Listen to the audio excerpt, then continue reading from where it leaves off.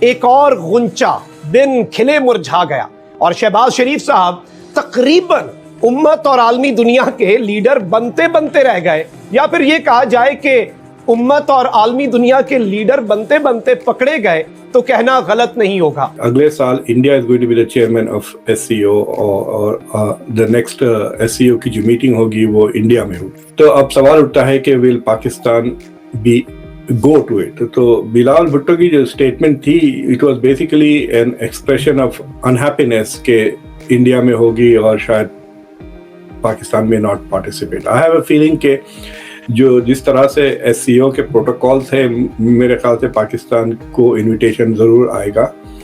Now it's up to Pakistan to decide to go there or not۔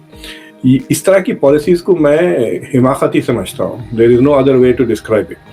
آپ کو میں دو historical examples دیتا ہوں۔ جب عراق کا کانسٹیٹیوشن لکھا جا رہا تھا تو سنیوں نے بائیکاٹ کیا تھا، اور پھر بعد میں وہ کانسٹیٹیوشن بن گیا اور ریٹیفائی بھی ہو گیا، انفورس بھی ہو گیا، اور وہ ابھی بھی تک روتے ہیں کہ ان کے جو ہے حقوق مارے گئے اس کانسٹیٹیوشن۔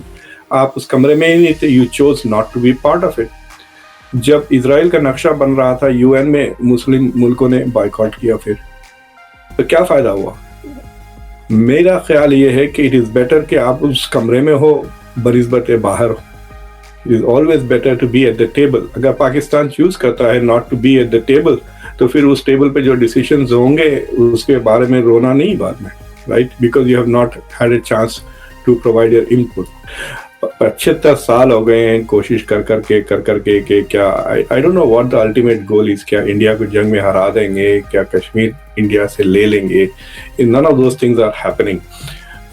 اور آپ دیکھیں کہ اس طرح کی حرکتیں ترکی نے بھی کی تھی پچھلے 2-3 سال سے۔ وہ مسلسل کشمیر کا مدعا لے کے وہ انٹرنیشنل فورمز میں آ رہے تھے، پھر 2-3 سال تک انڈیا نے برداشت کیا، پھر اس کے بعد انڈیا نے بھی بیک لیش شروع کر دیا، آرمینیا کے ساتھ تعلقات بڑھانا شروع کر دیے، سائپرس میں جا کے India has begun to retaliate. تو ان چیزوں سے فائدے کچھ نہیں ہوتے اور دونوں ملکوں کے نقصان ہوتے ہیں یہ کنفلکچوئل ریلیشن شپس پہ۔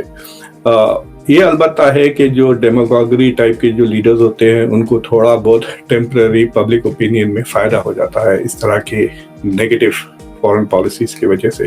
بٹ ادروائز آئی تھنک کہ یہ نہ تو ایس سی او کے ہت میں ہے نہ پاکستان کے ہت میں ہے کہ it plays hard to get, because اس وقت جس موڈ میں دنیا ہے پاکستان کے طرف، بعض اوقات ہمارے بچے کہتے ہیں کہ میں نہیں آؤں گا تو ہم ان کو مناتے ہیں، ان کو انسینٹیفائز کرتے ہیں کہ بھائی چلے، رائٹ؟ اب اس طرح نہیں ہے۔ اگر پاکستان کہتا ہے ہم نہیں آتا تو ٹھیک ہے، وہ the bus will leave۔ آپ کیا سمجھتے ہیں پاکستان کو کیا چیزیں روک رہی ہیں کہ وہ انڈیا کے ساتھ انگیج نہ کرے؟ انڈیا کہہ رہا ہے کہ جی جو آپ نے 370 اور 35A پہ جو پوزیشن لی ہے اس سے پیچھے ہٹ جائیں۔ پاکستان کہہ رہا ہے اس سے آپ پیچھے ہٹیں گے تو پھر ہم بات کریں گے۔ تو اور ایک at the same time international community میں بھی کسی کا کلاؤٹ نہیں ہے کہ وہ پاکستان اور بھارت کو قریب کر سکے۔ تو آپ کیا سمجھتے ہیں what are options left for Pakistan کہ ہمیں ایک ہمیں وہ جسے کہتے ہیں نا ایک کوئی بریک تھرو ملے یا اسپیس ملے تاکہ چیزیں نارملائز ہوں؟ ہم پاکستان کی پالیسی جو ہے وہ تو جیو اکنامکس کی ہے، لیکن انڈیا کے ساتھ ہمارے تعلقات ٹھیک نہیں ہیں، افغانستان کی کیپیبلٹی نہیں ہے، چائنا کا مقابلہ نہیں کر سکتے، ایران انٹرنیشنلی سینکشنڈ ہے، سو ہم وہ سارے کوگمیر میں پھنسے ہوئے ہیں۔ سو ہاؤ ڈو یو سی کہ پاکستان کیسے اس سے باہر نکل سکتا ہے؟ واٹ شل پاکستان ڈو فار دس؟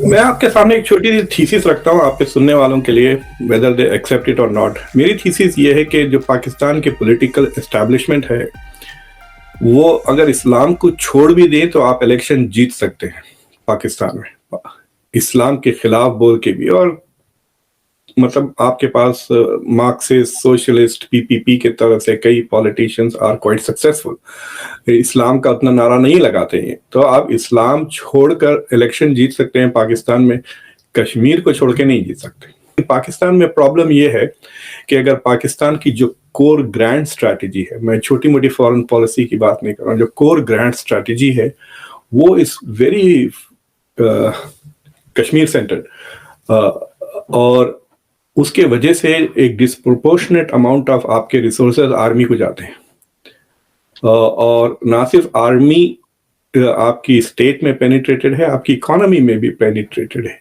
تو جب تک کہ you don't send your army to the barracks اور پھر سویلین انٹرسٹ، تو اس میں یہ ہوتا ہے کہ آپ کی ساری foreign policy is not serving the interest of Pakistan but is serving the interest of Pakistani armed forces. آپ کے پاس نیشنل انٹرسٹ نہیں ہے، آپ کے پاس ملٹری انٹرسٹ ہے.